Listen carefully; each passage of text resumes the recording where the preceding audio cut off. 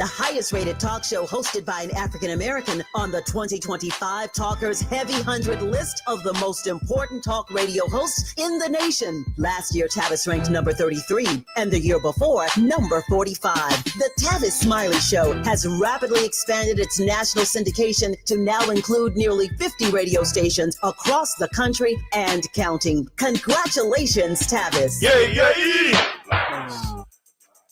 Keep on. Never say die. Keep on.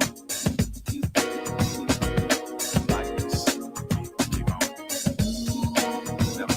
say die. Never say die. Keep on. Never say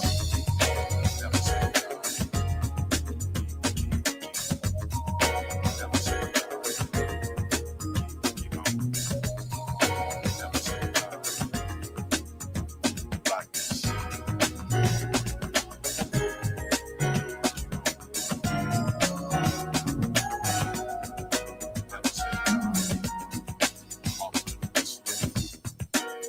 In the midst of sorrow, you can see up when looking down. A brighter day tomorrow will bring. Oh, you hear the voice of reason telling this can never be done. No matter how hard reality seems, just hold on to the dreams, yeah.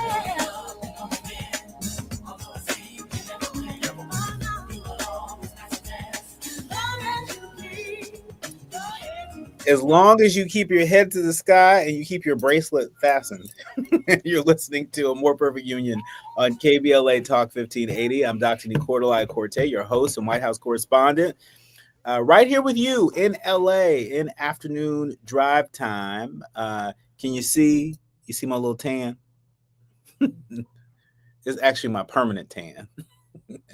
For those that are streaming live on YouTube, you can see that I was out hiking this weekend. And so, I'm, what do they say, sun-kissed? Is that what they say?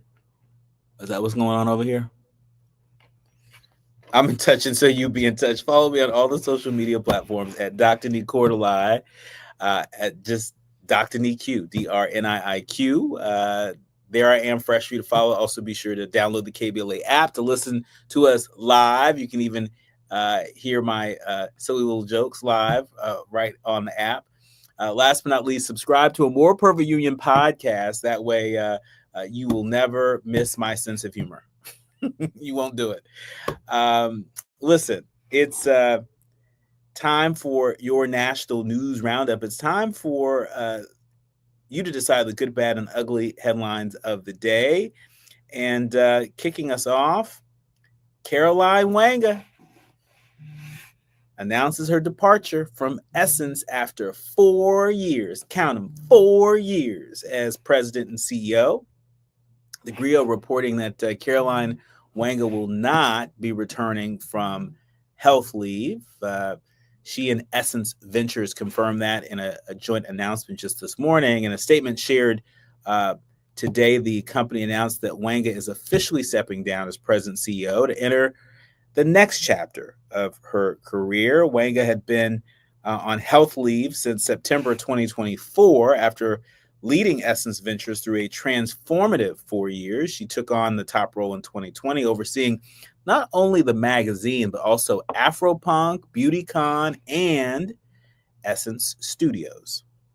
A cultural architect and author with a background in DEI, Wanga spent 15 years at Target, where she rose to become the chief culture, diversity, and inclusion officer before joining Essence. And she succeeded Dennis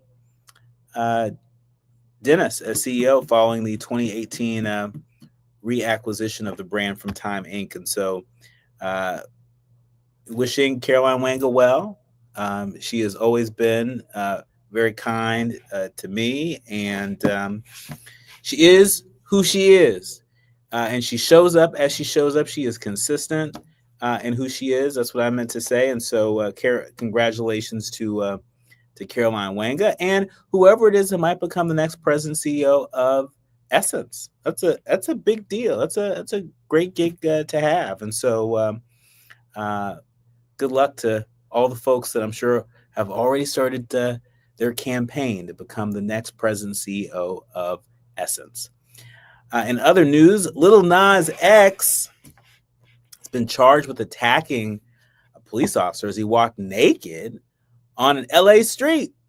Lil Nas X was charged today with four felonies after police say that he charged at them when they confronted him for walking naked down an LA street last week. Prosecutors charged the musician, whose legal name is Montero Lamar Hill, with 3 counts of battery with injury on a police officer and 1 felony count of resisting an executive officer.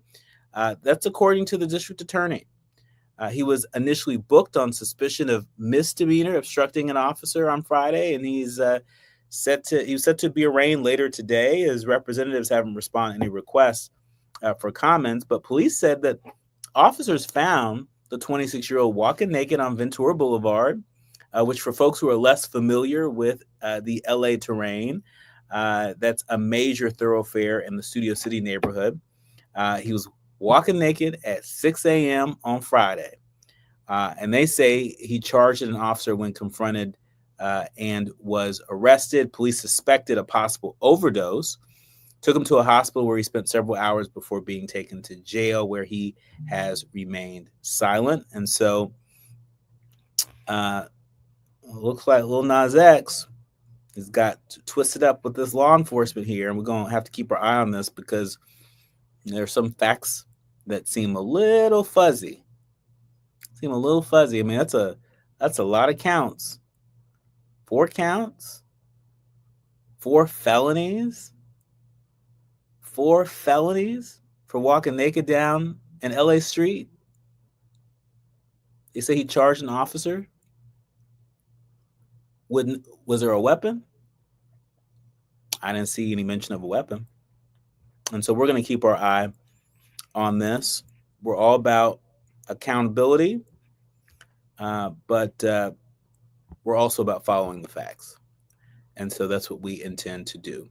When we come forward, I'm looking forward to being in conversation with a leader who is not new to a More Perfect Union. In fact, she's been on before, Portia Allen Kyle. She is the interim executive director of Color of Change, and she spent her career advancing civil rights and civil liberties through a lens of racial equity. She spent her career crafting innovative policy reports and solutions, building and supporting coalitions, and also implementing legislative change as well. And so I could not think of an organization on the ground organizing Black communities, online organizing Black communities around racial justice. I couldn't think of another organization I wanted to be in conversation with today about this new executive order from President Trump. He signed an executive order aimed at ending cashless bail in D.C. and across the nation. I know Color of Change has worked to advance this issue over the course of many, many, many, many years. And I think the thing that so many people might sometimes forget is that there are a lot of folks who have made issues like this a part of their life's work. There are a lot of organizations out there that have done a lot of organizing and have raised a lot of resources, organized a lot of resources to make this a more perfect union by getting rid of cash bail. And with the stroke of a pen, so much of that work being turned on its head. I want to get Portia's reaction to that and more. You are listening to and streaming A More Perfect Union on KBLA Talk 1580. You're listening to A More Perfect Union on KBLA Talk 1580. We've got a lot to talk about. The following is a paid advertisement by Family Vacation Getaways with the purpose of soliciting sales of vacation ownership. For complete details, please visit fvgradio.com. If you want a 100% complimentary stay at a luxury resort in Cancun, airfare not included, then Family Vacation Getaways is your ticket to paradise. See website for complete details. We're giving away 5 days and 4 nights to the first 50 callers who can name an animal that lays eggs and is not a bird. An animal that lays eggs and is not a bird. Do you know it? Call now, 800-868-6431, 800-868-6431. You're also eligible for an exciting bonus vacation to Orlando, Florida for just $498. And don't worry about anything ruining your plans. We can extend your travel up to 18 months. Name an animal that lays eggs and is not a bird, and get a complimentary Cancun resort stay and an optional bonus vacation to Orlando for just $498. What are you waiting for? Call 800-868-6431, 800-868-6431, and give us your answer. The proceeding is not a contest and is a paid advertisement by Family Vacation Getaways and not sponsored by this program or its affiliates. KBLA Talk 1580. We've got a lot to talk about.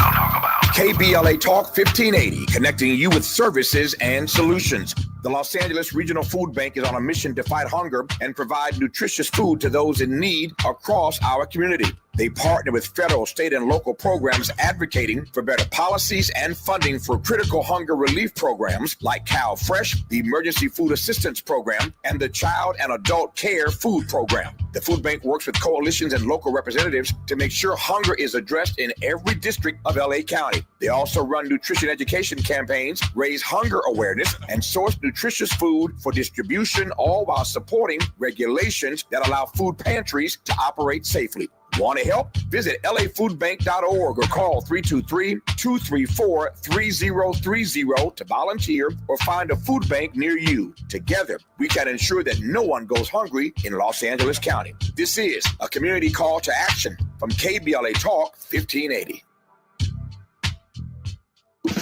Are you ready to be a part of the conversation that will help shape our nation's future? Get ready to join us for the Left Coast Forum, Saturday, October 25th at LA Trade Tech, where progressive voices will come together to tackle the issues that matter most to working families across Los Angeles and beyond. From economic justice to climate action, from healthcare to housing, we're bringing together the brightest minds and most passionate advocates for real solutions and real change. With workshops, 2 major keynote addresses, and a closing reception with great music and good food. It's the Left Coast Forum, where your voice matters and your ideas take action. Saturday, October 25th at LA Trade Tech. Brought to you by KBLA Talk 1580 and the LA Progressive. The future won't wait, and neither should you. Mark your calendar now to be there and be heard. Stay tuned to KBLA Talk 1580 for more details.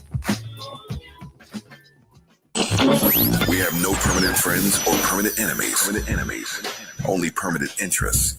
As we effort to build a more perfect union. You are listening to and streaming A More Perfect Union on KBLA Talk 1580. I'm Dr. Nii-Quartelai, and delighted to welcome back to the show Portia Allen Kyle. She's the Interim Executive Director of Color of Change. Welcome back, Portia. Welcome. Thank you so much for having me, and thank you for the warm welcome is what I was trying to say. Well, look, you are always welcome here. First things first, when I saw this story pop up in my feed of President Trump signing an executive order aimed at ending cashless bail in DC and across the country, before we get into the details of that, just, as someone who has been leading this work and has been a part of this work for so long. I mean, I remember attending an event many years ago hosted by Color of Change, among others, the Bail Project, folks who've been working to end cash bail for a very long time. And just as a leader on the front lines, how does it feel to see a president with a stroke of a pen really begin to roll back and attempt to erase so much of the work that you and people whose names we will never know have been principally a part of? Fascists are going to fascists, right? I mean, what we see with this president is, yet another attempt and method of trying to target cities that are perhaps cities and states that are disproportionately Democratic, disproportionately progressive, disproportionately have Black leadership. And for an issue such as this one, he is really in typical fashion trying to intervene on behalf of private interests. What we know about the bail industry is that it is a multi-billion-dollar industry that profits off of Black exploitation and Black incarceration. And so as he's trying to, withhold federal funds, which, questionable about whether he has the authority to do so, but authority is, not stopped him from, living in the fantasy of total rule. It's an unfortunate step, but it also lets us know that the work was right, that the mission was right, that trying to keep people free, keep, poverty from being an incarcerable crime was the right work all along.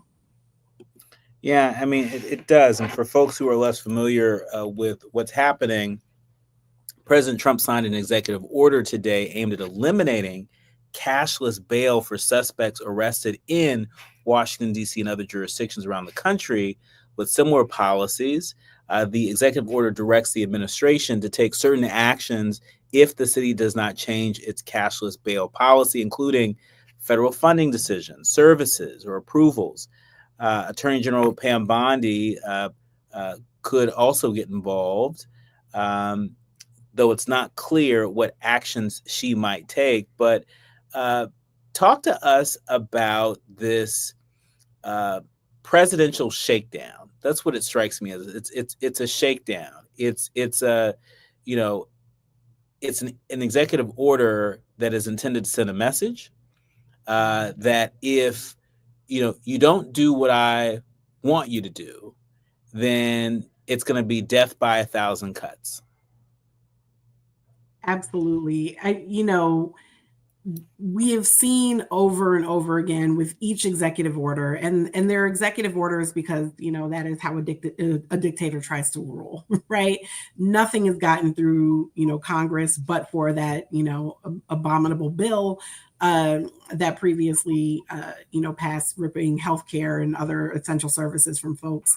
But yet again, trying to attack the authority and the autonomy of Washington, D.C., of its leaders, of these various jurisdictions. And what we, need to do is support people who are out, on the front lines every day, organizing, showing up, taking to the streets, taking to the courtrooms. We need everyone in this fight to stand against these attempts and this opposition. It is, yet another blatant attempt of, how much can I bully jurisdictions into, bending to the will of this president? How much, he is really leaning into the Central Park 5 playbook, right? Create fear of Black children, create fear of Black crime, create fear of Black people, paint an image of lawlessness. He's run this playbook before. It's old, it's tired, it's racist. It does not deter him, but it should make us stop. And I hope, leaders stand firm on the side of right here. Talk to us about the significance of one aspect of the order that I don't think people might be paying enough attention to. The order on DC, it also asks law enforcement officials to work to ensure that people arrested in the city are taken into federal custody to the fullest extent permissible under applicable law.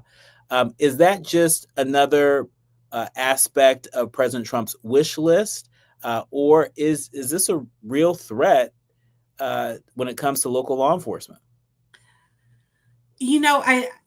It may be something where time can tell, but I think we have a little bit of, evidence of the direction where he is trying to go, right? I mean, the occupied territories of DC at the moment are flooded with federal law enforcement, whose authority and frankly jurisdiction for, certain crimes only occurs and kicks in for folks who are arrested federally.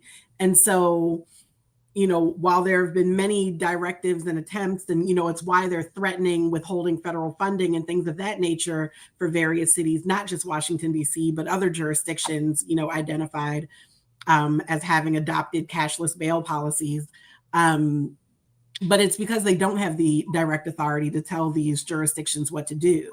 I mean, this is ironically coming from a party that has decried, states' rights on every single issue.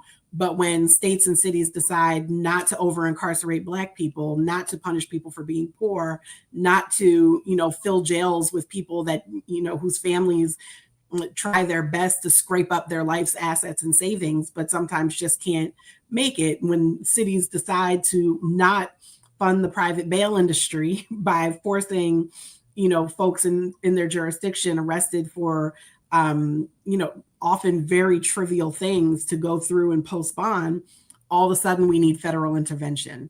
And I, think we just have to call a spade a spade. I mean, this is, yet another play in what is, proving to be very unoriginally an authoritarian playbook that he's running.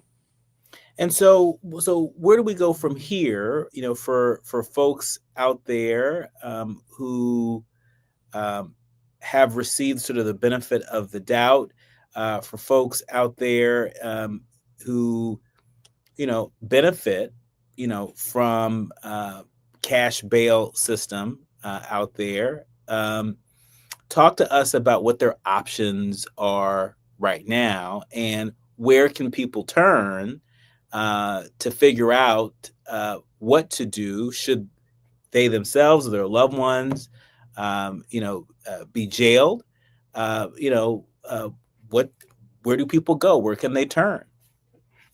Yeah, and I do want to make one friendly amendment in that everybody benefits when we have a system that incarcerates fewer people, when we have a system that works to keep those, folks who get ensnared into our criminal system, out of jail, in their jobs, with their families, where people aren't disappeared into the system, like we're living under different legal circumstances under martial law. We all benefit from a system where people can return home, be with their families, work their jobs, and remain in communities.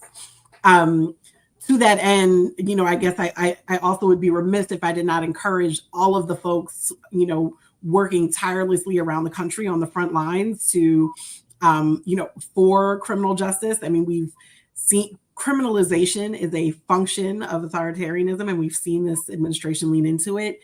We need to keep up that work, and we all need to get involved in that work. It should be okay to no one that people are being disappeared off the streets and away from their families, out of their communities. And that's whether, that is a part of the immigration conversation or a part of this irrational peddling of, fear of crime, Black people, kids and otherwise. There are a number of organizations working on the front line, a number of bail funds, a number of advocacy groups for your local jurisdiction. I would encourage, especially folks who are, going to be out protesting, and, those who are in DC, there are a lot of mutual aid organizations that are operating, making sure that people have resources and ability to, make it home, at the end of the day, should they be caught in the system. But also want to keep in mind that the current law of DC, as with many of these other jurisdictions, remains unchanged just because, he wrote down a wish list on a sheet of paper. Like, the current release policies are the current law of DC until DC decides otherwise. Until DC decides otherwise, it seems to me that what the president is aiming for, I mean, one of the things he's aiming for is to go after the right to protest itself. I mean, if you end cashless bail, if you twist local law enforcement's arm, in this case, the DC police chief, to get local law enforcement to now cooperate with federal authorities when they, come upon suspects that are undocumented. When you score wins like that, even if it's just a win in the court of public opinion and not really on paper, it seems to me that it's all leading to really sort of criminalizing our First Amendment rights. I mean, we just saw the president today, say that, anybody caught burning a flag, it's going to be a year in prison for them, right? Is it just me, or is this one of the most brazen attacks on the Bill of Rights, particularly our First Amendment right? It is not just you. I think you are absolutely correct. I mean, there is nothing in this moment a little bit more in the way of an authoritarian regime continuing its takeover and dismantling of our democracy than that pesky Bill of Rights and Constitution.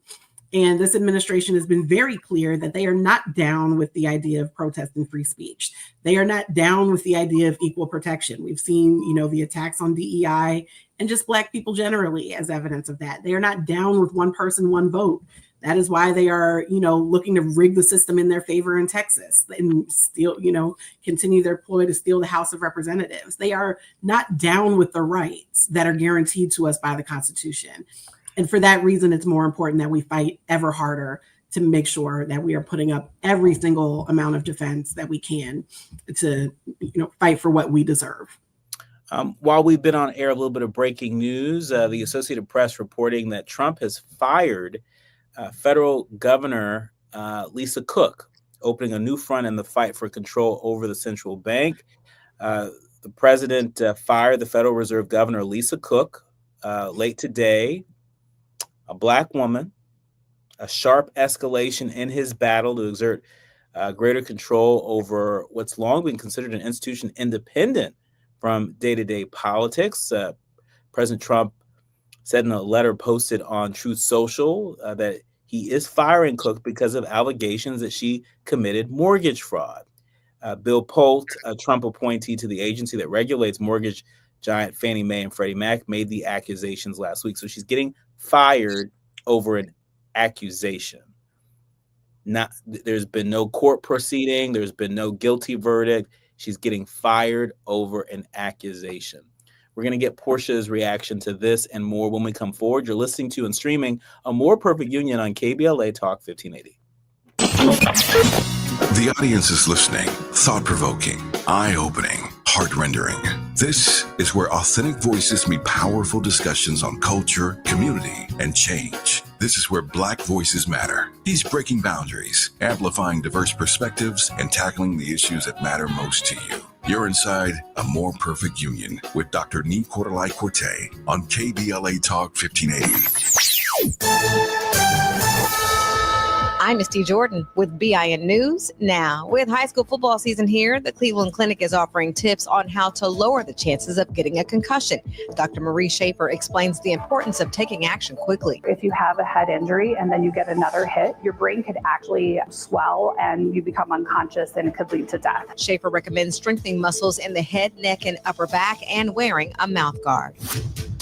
A new report is showing the highest NIL earning quarterbacks in college football. According to On3.com, 24 quarterbacks will make at least $1 million in name, image, and likeness earnings. Based on estimates, Black Duke QB Darian Mensah tops the list with $4 million. And a one-of-a-kind Michael Jordan and Kobe Bryant basketball card sold for $12.9 million at an auction. Get BIN News now on demand 24/7 on the iHeartRadio app. Pasadena slowing 210 eastbound from the 134 all the way to Citrus. Santa Monica East 10 from Cloverfield to the 5 in Boyle Heights. More slowing ahead in City Terrace from City Terrace Drive all the way to Azusa. Tough on the drive out of Griffith Park, southbound side of the 5 from Glendale Avenue, or make that from Western Avenue as you continue in stretches towards the 605 freeway. And the drive in Chino Hill, 71 southbound, delays from Pine Avenue to the 91. Shop incredible end-of-summer savings at the Scandinavian Designs Labor Day sale. For a limited time, take up to 70% off select modern furniture and decor for every room in your home. Stop by one of our Los Angeles showrooms today or shop online at ScandinavianDesigns.com. This is the KBLA Sports Minute with Ray Richardson. It's a special night tonight in New York City at the U.S. Open tennis tournament.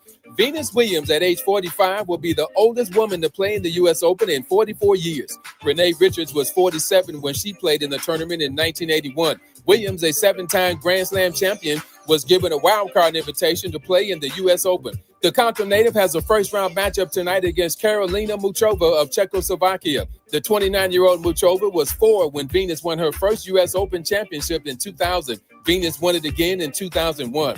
The last time Venus won a match at the U.S. Open was in 2019. Venus made her U.S. Open debut in 1997 at the age of 17. The Williams name is all over the record books at the U.S. Open. Serena is a 6-time champion, including a 3-peat. Serena won the U.S. Open 3 years in a row, 2012, 2013, and 2014. No debates, no speculation, just the info you need. That's your KBLA Sports Minute. I'm Ray Richardson on KBLA Talk 1580.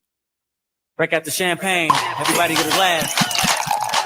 Tavis Smiley is now ranked number 16 nationally and the highest rated talk show hosted by an African American on the 2025 Talkers Heavy 100 list of the most important talk radio hosts in the nation. Last year, Tavis ranked number 33 and the year before, number 45. The Tavis Smiley Show has rapidly expanded its national syndication to now include nearly 50 radio stations across the country and counting. Congratulations, Tavis. Yay, yay! During this time, it's important for everyone to know your rights. The 4th, 5th, and 6th Amendments in the U.S. Constitution protects every one of us, regardless of immigration status. The 4th Amendment requires a judicial warrant to search your home. The 5th protects your right to remain silent, and the 6th gives you the right to an attorney. Just remember, no warrant, no key, my privacy. You don't have to speak. No lawyer inside. Don't say a thing. Yeah, we all got rights. Hey, we all got rights. Thinking about going electric? Now is the perfect time.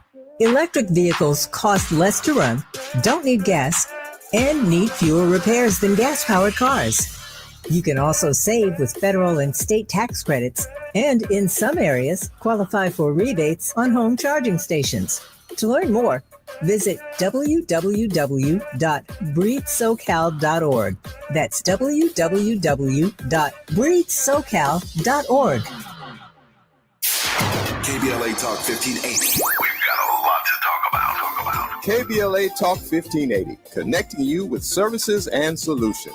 Worried about eviction? You have rights, and Stay Housed LA can help. Stay Housed LA is a partnership between LA County, the City of Los Angeles, and local service providers. From Lancaster to Long Beach, we're here to help you with tenant education workshops, legal clinics, free legal services for eligible tenants, and online resources about tenant protection laws. Don't face eviction alone. Call our hotline at 1-888-694-0040. That's 1-888-694-0040. Or visit stayhousedla.org. Stay Housed LA, keeping Los Angeles residents in their homes. Stay Housed LA, your rights, your home, our community. This is a community call to action from KBLA Talk 1580.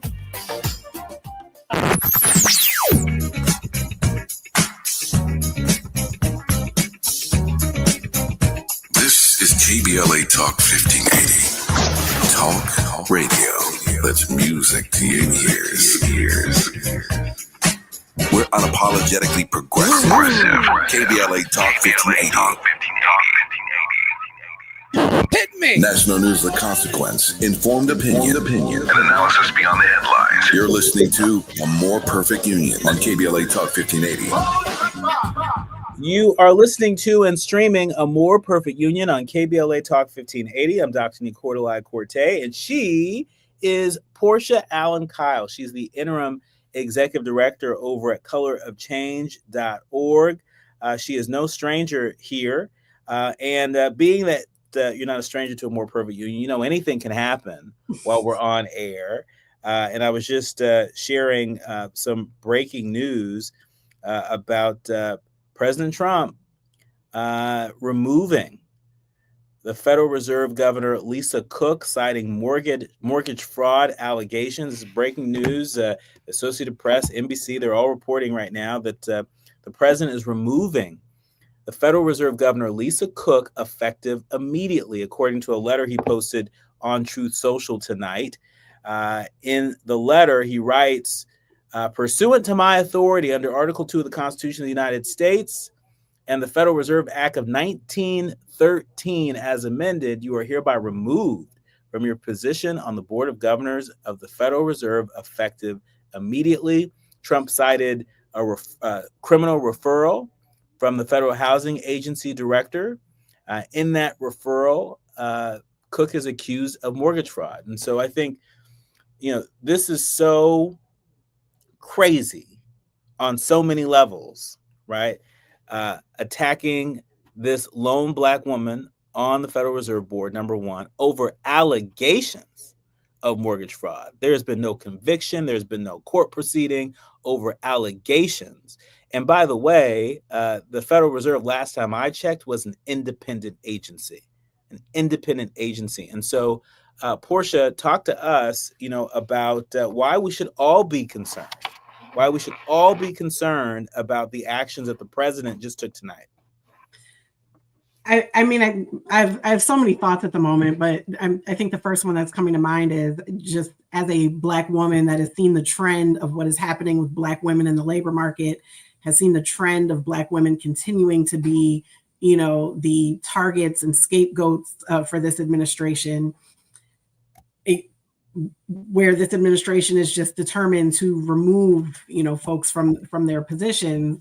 I think we should all be concerned about the integrity with which our government is being operated, and who is really bearing the brunt of a lot of this targeted, intentional attacks on Black women, Black leadership, agency independence, and all of the above. I mean, this is yet another case of, don't agree with, what's being stated in the outcome. Let's just remove, right? Don't like the facts, get rid of the person saying the facts. Like, don't like, whatever it is. And I think the irony of these allegations coming from someone like Bill Pulte, who is a walking conflict of interest as the grandson of one of the largest home builders in the United States, who is currently in charge with our Federal Housing Finance Administration system. And so, worst case scenario, let's just say everything was true. Wouldn't she be in good company with a administration full of misogynists, like drunks, criminals, walking conflicts of interest, those who have really thrown out every single standard and qualification that is required typically of belonging in office, to turn around and even at the, allegations of sexual assault, allegations of, rape, allegation of sex trafficking and child pornography, and all of the rest of it have not been, have not been a bar for qualifications for a lot of the underqualified, unqualified white men in this administration. But, and those have been substantiated through hearings, through, everything else, whisper some amount of misconduct of a Black woman, and it's time for her to go. It's worth noting that Lisa Cook is the first Black woman to serve on the board of the Fed, considered the world's most important independent central bank. It's also worth noting that the Supreme Court in May said that while granting Trump the ability to remove members of other independent agencies, that the Federal Reserve is, quote, a uniquely structured quasi-private entity that has its own distinct historical tradition. That led many to believe that the bar would be high for Trump to be able to remove any Fed board member or its chairman. He's testing this. He is testing this out. All the more reason for folks to show up in November, not just November 2026, but November 2025, particularly here in California, when those redistricting maps are going to be up for a vote. But I want to stick with elections for a second while we have you, Portia, because Color of Change and Color of Change PAC has done so much work over the years, organizing Black folks and people of conscience online and offline. And I'm sure you saw that a Texas county has cut over 100 polling sites as Trump attacks mail-in voting nationally. How concerned are you? How concerned are the organizers at Color of Change about these attacks on mail-in voting. We know that Black folks from across the country have enjoyed the option to put their ballot in the mail with some confidence. Are you afraid that heading into these coming elections, there may be a whole lot less confidence, and rightfully so? I think it is always disconcerting when the direction of our democracy is fewer options to vote and not more. And so where we have seen this administration, the attacks on voting by mail, which is an interesting attack just given the level of popularity of vote by mail with Republicans, actually. And so there are some jurisdictions, Florida for one, where significant numbers of Republicans vote by mail, and they may actually backfire and hurt their own numbers while they're trying to protect. But these attacks on vote by mail are in conjunction with a number of other attacks. And so the redistricting, as another example, literally, attacking and trying to crack Black political power in drawing Black representatives out of their district, drawing Black political power literally off the map. Attacks on, voter identification, laws and ever increasing requirements. And ever increasing requirements that are going to be harder for people to meet as housing stability becomes harder and harder to come by. When there is more movement, it is harder, for folks to get IDs, more likely things get outdated. That also undermines Black political power. And so, it is yet another step in this longstanding attack of this longstanding. It's been 8 months or 7-8 months. But I think, we're just going to see more attempts to keep Black people away from the ballot box. And we know that, we will not be discouraged. We won't be discouraged. And that's one of the things I love about colorofchange.org is that you all really make a way out of no way.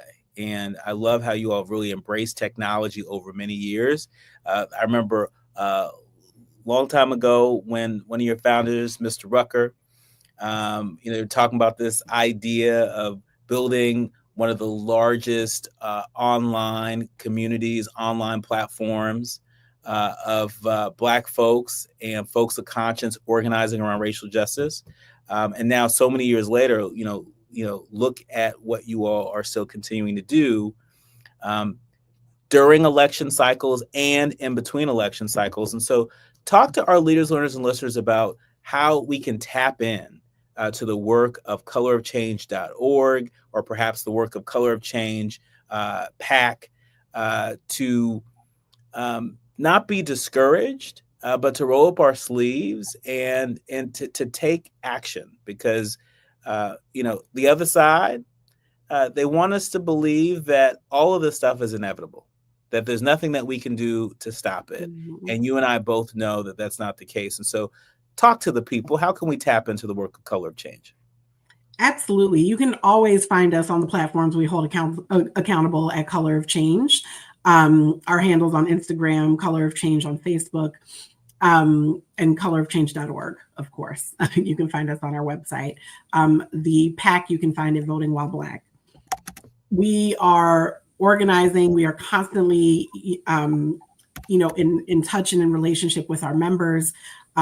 We have an ear to the ground. We have folks across the country. And that network that was built, that was imagined by our founders, you may not know, we are turning 20 years old this year. And so happy birthday, Color of Change. Happy birthday, Color of Change. We are here in the fight to stay.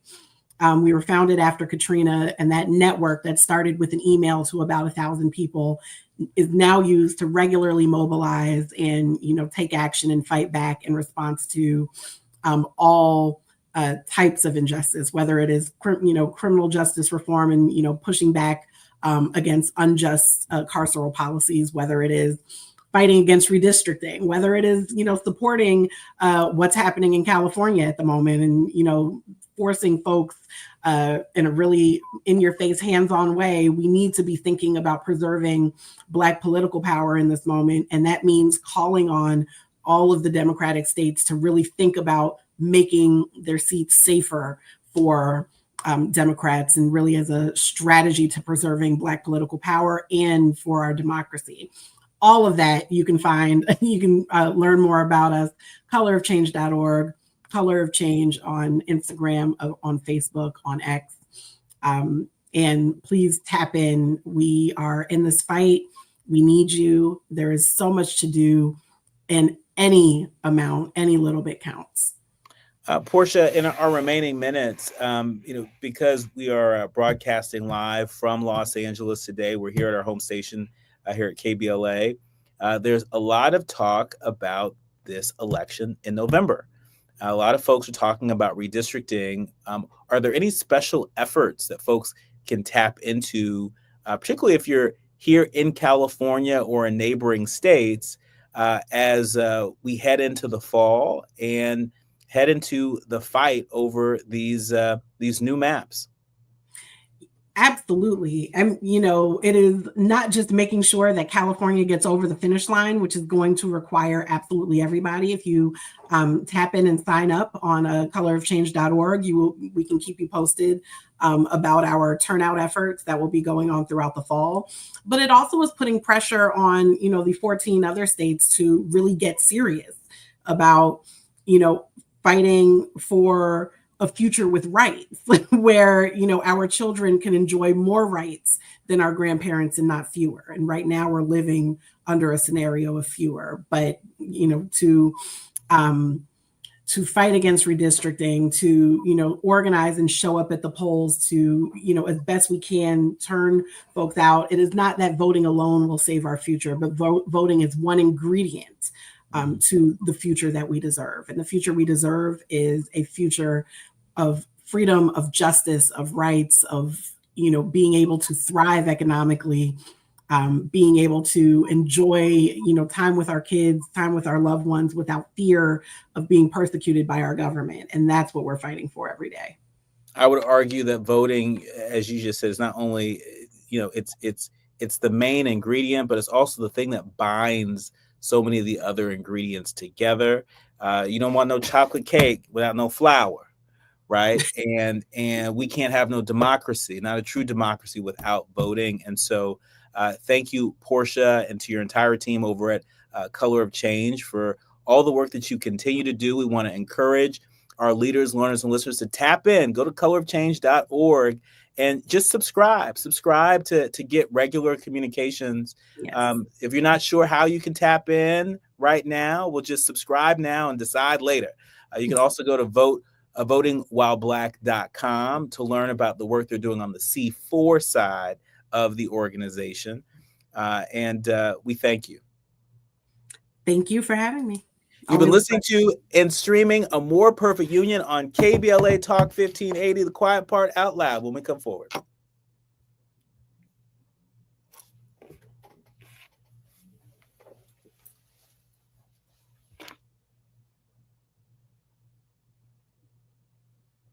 Is Jill Monroe here?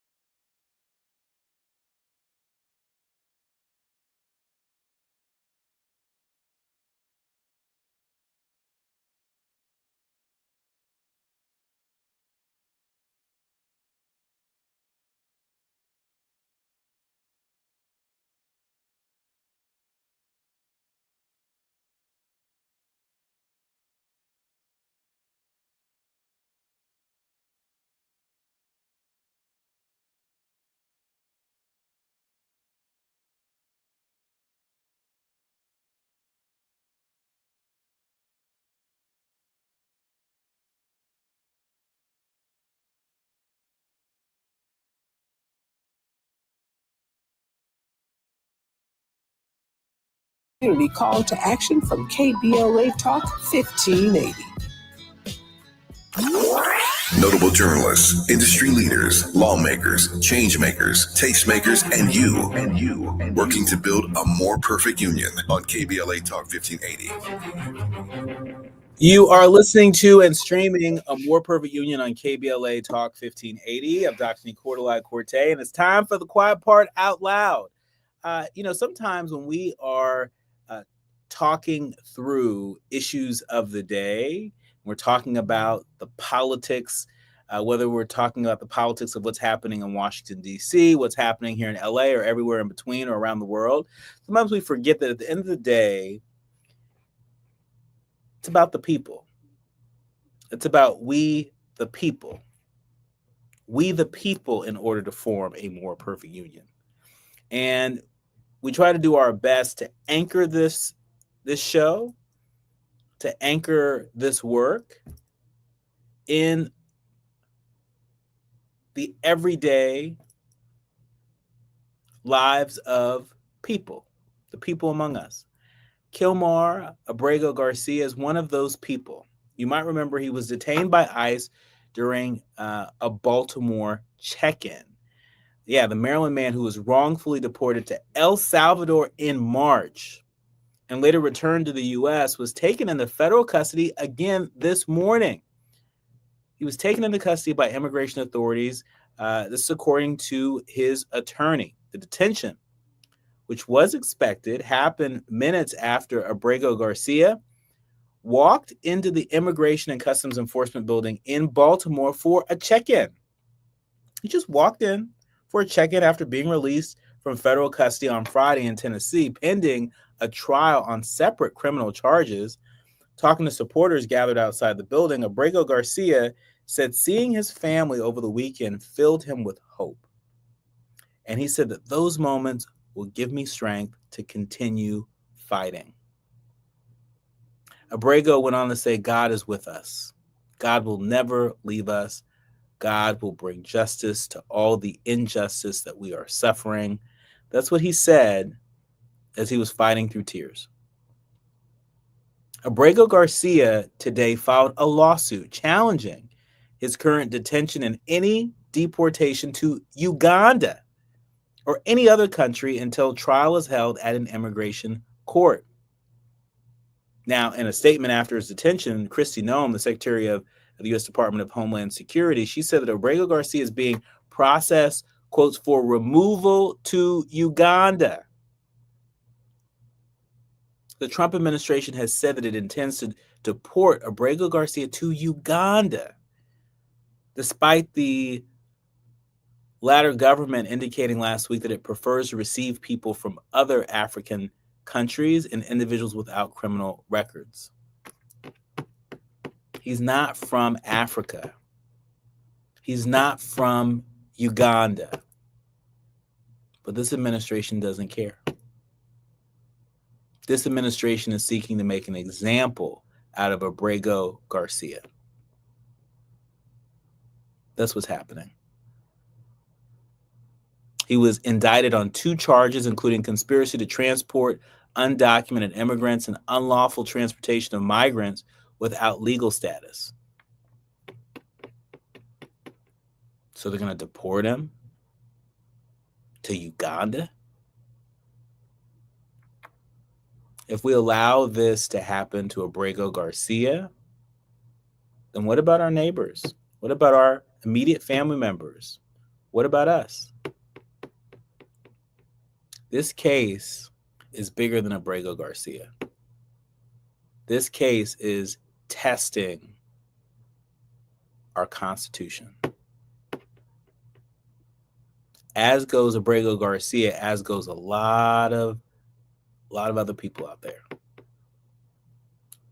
This is about due process. Having a government that decides that they are judge and jury. Thought we already decided we didn't want that. We already decided that we didn't want a king. God bless us all. I'll have to leave it there. My thanks to the entire village that helps us produce a more perfect union each and every day. Our executive producer, Tavis Smiley, our sound engineer, brother Andy, to our show producers, Faraji, Art, and Journey, and each and every one of you, all of our leaders, learners, and listeners. We curate this show each and every day with you in mind. Remember, don't panic, organize. Do what you can from where you are with what you have, but by all means, do something. Do something now. I'm Dr. Nii-Quartelai, and you've been listening to and streaming A More Perfect Union on KBLA Talk 1580.